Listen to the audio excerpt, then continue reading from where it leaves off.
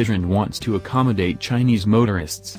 They are, after all, Citroën's second biggest set of consumers outside of Europe. And Chinese motorists like the biggest cars. So, budding Sherlocks, meet the new Citroen DS9.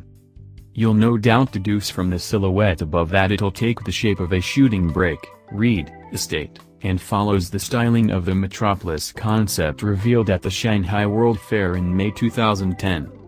That car was actually styled at Citroen's Shanghai studio and reflected China's extraordinary development. As such, it was a huge luxury limo, measuring 5.3 meters long using a modified C6 platform. That's the same length as a Rolls-Royce Ghost and bigger than a Mercedes S-Class. Citroën is remaining as tight-lipped as a lip tighten tightener, so there's no word on engines or performance or anything, really. So we'll look back at that concept for clues. The Metropolis used a 2.0-liter V6 producing 272 bhp mated to a 95 bhp electric motor, driving all four wheels via a 7-speed auto box. Naturally, your mind will wander back to a litany of big, luxury French saloons littering history with poor UK sales figures, but in China, well, this DS9 could be quite the catch.